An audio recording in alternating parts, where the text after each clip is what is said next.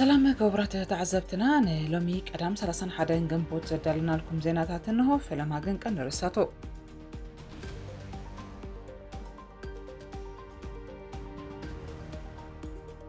برجين حمدو سرحيتاتو اب إثيوبيا تناخر حدش سلف ديمقراطياوي سمرت تግራይ ኣብ ትግራይ حدش ፖለቲካዊ መንገዲ ምጽራቅ ከም ዘድሊ ገሊጹ ሓይልታት ቅልጡፍ ደገፍ ንመኽዘን ውድብ መግቢ ዓለም ብምዕናው ኣሜሪካን ሕብራት ሃገራትን ኮኒኖም መራሒ ተቃዋምቲ ሰልፊ ግብፂ ኣሕመድ ታንታዊ ካብ ማእሰርቲ ተፈቲሑ ኣብ ናይጀርያ 150 ሰባት ብዕልቕልቕ ውሕጅ ሞይቶም ዝብልዮም ዝርዝሮም ይስዕብ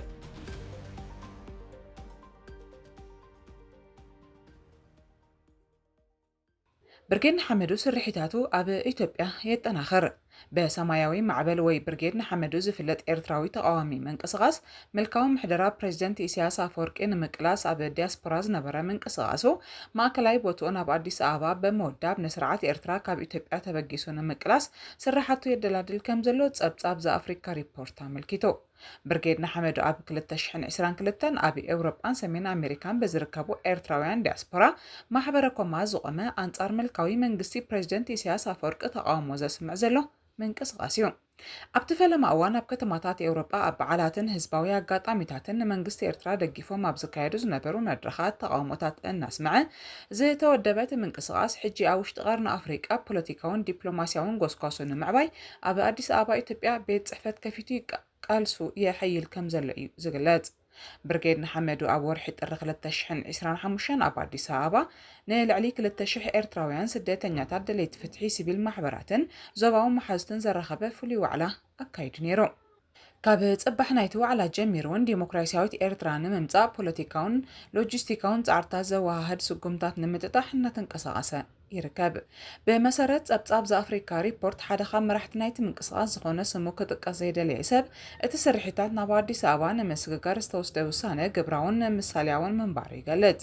ካብ ኣዲስ ኣበባ ብዝያዳ ብቐጥታ ምስ ዞባዊ መሻርክቲ ኣካላት ክንዋሳእን ኣብ ውሽጢ ኤርትራ ኣብ ባይታ ንዝፍጠር ምዕባለታት ብዝቐልጠፈ ምላሽ ክንህብን ንኽእል ኢና ድማ ይብል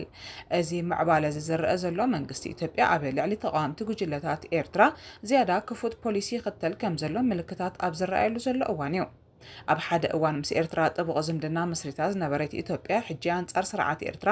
ነዝንቀሳቐሱ ኤርትራውያን ጉጅለታት ንፖለቲካዊ ውዳበ ዝኸውን ቦታ ክትህብ ዝያዳ ድሌት ከም ዘለዋ ተዓዘብቲ ይገልጹ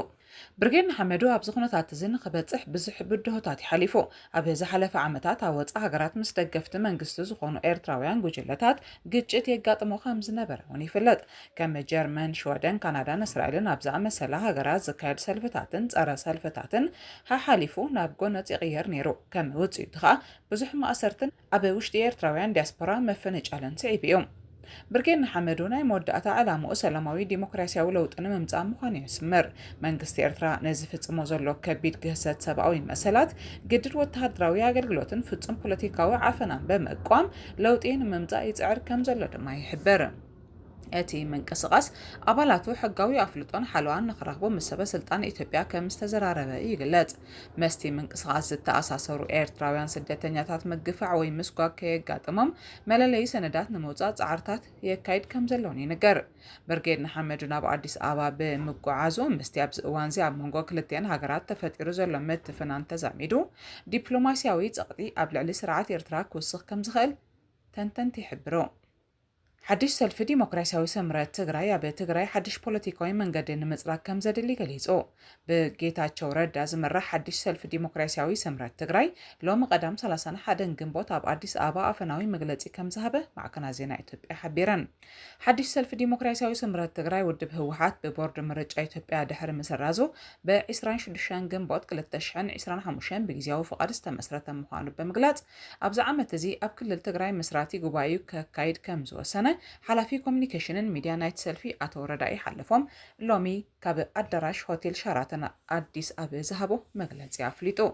أتو ردائي أبي مغلطي هلو كنتات حزب تግራይ أب قمت بمأتاو مقام نايت ودب كم زد لي دايسوز أغامات حزبي بتزنحا أكايداك فتح سلازيكل حدش بوليتيكاوي منغدي متراق أقداس مخانو أملكيتو كاب مسرتي أبالات نايت ودب أستات مئتي كاب هوحات كم زماتون 9 كاب أتم أب كلل تግራይ كم زلون دم حبيرو رأي ናይዚ ሓድሽ ውድብ ዝተሃንደሰትን ስልጠነትን ትግራይ ምፍጣር ምዃኑ ዝገለጸ ኣቶ ወረዳይ ሓለፎም ነዚ ራእዚ ክውን ንምግባር እቶም መሳርሒታት ተስተኻኺሎም ፖለቲካ ንህዝቢ ትግራይ ማእከል ዝገበረ ከም ዝኸውን ኣፍሊጡ እቲ ውድብ ናይ ጽባሕ ትግራይ ንምግሃድ ከም ዝተመስረተን ተሳትፎ መንእሰያት ኣብ ውድባዊ ምይይጣት ብምሕያል ክቕጽል ምዃኑን ገሊጹ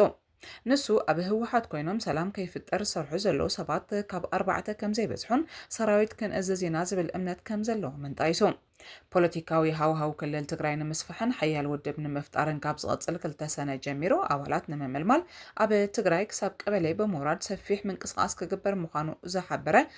ሓላፊ ኮሚኒኬሽንን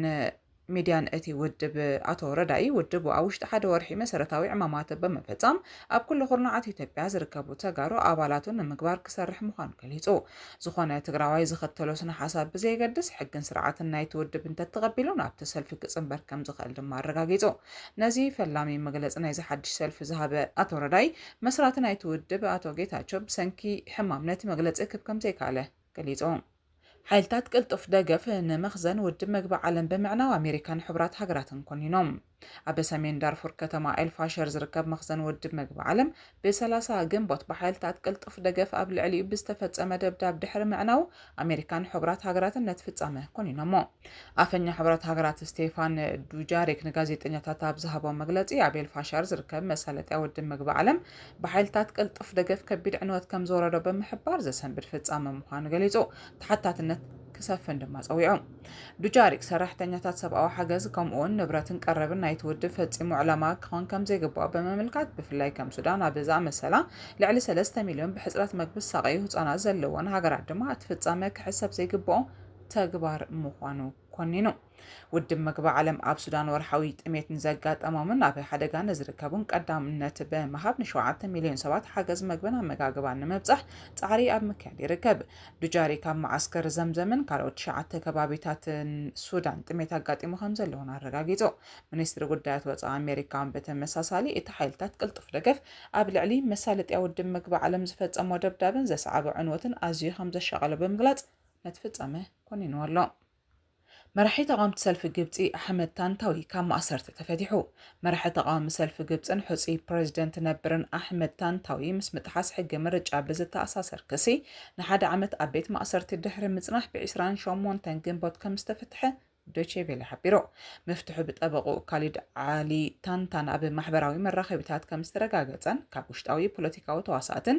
ኣህጉራውያን ተዓዘብትን ትኩር ኣቓልቦ ስሒቡ ከም ዘሎ ነቲ ምንጭ ሓቢሩ ሓላፊ ሰልፊ ኣልካራማ ነበር ኣሕመድ ታንታዊ ኣብ ታሕሳስ 2023 ኣብ ዝተኻየደ ፕሬዝደንታዊ ምርጫ ግብፂ ንፕሬዝደንት አልሲሲ ንምብዳህ ሕፁይ ኮይኑ ቀሪቡ ነይሩ እንተኾነ ንሕፁይነት ዝምልከት ረቑሒታት ኣየማልኣካን ተባሂሉ ካብቲ ውድድር ከም ዝተኣለየ ይዝከር ታንታዊ ኣብ ኩስኳስ ምርጫ ደገፍቱ ዝነበሩ ሰራሕተኛታትን ፕሮቶኮላት ምርጫ ብምጥሓስ ተኸሲሶም ኣብ ቀይዲ ኣትዮም ኣብ ውሽጢ ግብፅን ወፃእን ዝርከባ ትካላት ተጣበቕቲ ሰብኣዊ መሰላት ድማ ነቲ ማእሰርቲ ፖለቲካዊ ድራኸ ዘለዎን ኣካል ናይቲ ኣብ ልዕሊ ድምፅታት ተቃዋምቲ ንምዕባስ ዝካየድ ሰፊሕ ኣፈናን ምዃኑን ብምግላጽ ኮኒኖ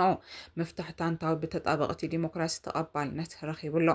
ኣብ 2013 መሐመድ ሞርሲ ብወተሃደራዊ ስልጣን ምስተኣለየ ናብ ስልጣን ዝመፀ ፕሬዝደንት አልሲሲ ተቃውሞ ብምዕፋን ነቐፍቲ ብምእሳርን ናጽነት ፕረስ ብምድኻምን በተደጋጋሚ ክኽሰስ ጸኒሑ እዩ ብዛዕባ መፍታሕ ታንታዊ ብዝምልከት ብመንግስቲ ግብፂ ዝኾነ ወግዓዊ መግለጺ ኣይተዋህበን እንተኾነ እዚ ስጉምቲ እዚ ኣብቲ ሃገር ፖለቲካዊ ጽገናን ምምሕያሽ ኩነታት ሰብኣዊ መሰላትን ክግበር ጻውዒት እናወስኸ ኣብ ዝኸደሉ ዘሎ እዋን እዩ ተወሲዱ ዘሎ ናይ መወዳእታ ዜና ኣብ ናይጀርያ 150 ሰባት ብዕለቕላቕ ውሕጅ ሞይቶም ኣብ ማእከላይ ናይጀርያ ብዘጋጠመ ዕለቕላቕ ውሕጅ ብውሕዱ 150 ሰባት ከም ዝሞቱን 10ታት ካልኦት ከም ዝቆሰሉን ኣዣንስ ፍራንስ ፕረስ ሓቢሩ